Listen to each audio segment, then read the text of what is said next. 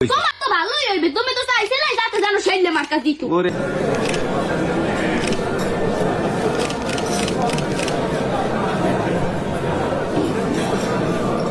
প্রিয় দেশবাসী, আসসালামু আলাইকুম। আজ আমি পরাজিত, কিন্তু ভেঙ্গে পড়িনি। আমার হারার পেছনে জনগণ না, কাকপুর গোপন ষড়যন্ত্র। আমার ষড়যন্ত্র মানে? মাত্র একটি ভোটের জন্য আমি দেশের প্রধানমন্ত্রী হতে পারিনি, আর সেই ভোটটি আমার কাকুই আমার। ওরে আল্লাহ রে আল্লাহ, আমি তোর ভোট দিই নাই। আমি জানতাম যে তোরা আমার বিশ্বাস করবি না, এই কারণে ব্যালটে সিল দিয়া এবার তোর হাতে এনে দিলাম। তাহলে আমি ভোটটা দিলাম না কোনানে? ওই ভোটটাই তো গণনা করা হয় নাই বললাম আমি দেশের প্রধানমন্ত্রী হতে পারিনি। আমার সাথে দুর্নীতি করা হয়েছে। 300 আসনের ভিতরে একটা ব্যালট পেপারেও আমার মার্কা ভাতিজি মার্কা ছিল না। ভালোই তো করছে। বাতিজি মার্কা থাকবে কোন? বাতিজি মার্কা কোন তোর নমিনেশন দিচ্ছে কেডায়?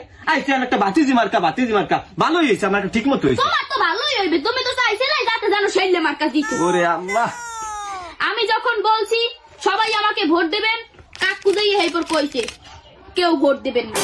এভাবেই জনগণের মনে বিভ্রান্তি ছড়ানো হয়েছে। আমার প্রশ্ন, রাতের আধারে কে ছিঁড়েছে? কে লাউড স্পিকারে আমার বদলে নিজের গান ক্যাসেট করে চালিয়েছে? কে ভোটের আগে রাতে পুরো গ্রামে বলেছে ওকে কেউ ভাতিজি মার্কায় কেউ ভোট দিবেন না, তাহলে 8টা বাজে উঠতে হবে ঘুম থেকে? আমি কইছি ও জানি কইছি কেডা আইছে না আমার দোষ দেয়, এটা ফাইজলামি। প্রেস করতে পাই তো প্রেস কর। হ্যাঁ, এই সবের পিছনে একটাই হাত, সেটা হলো কাকুর হাত। এই হাত আমার হাত। এই সব মিথ্যা অপবাদ।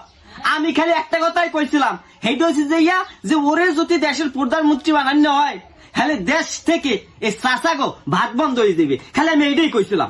এইটাই তো আমার বিরুদ্ধে সবচেয়ে বড় প্রোপাগান্ডা।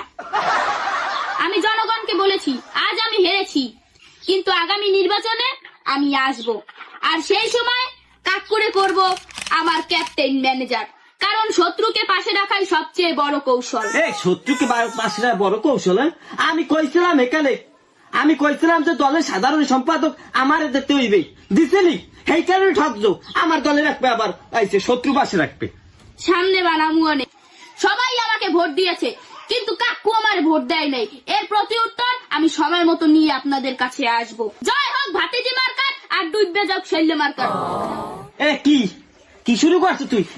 প্রেস কনফারেন্স গুল্লি মারি, তোর প্রেস তুই কর, আর তোর নির্বাচন ঠকবো, সেইটাই বড় কথা। ঠকিয়ে জীবনে কোনোদিন জিততে পারবি না, বুঝো নাই?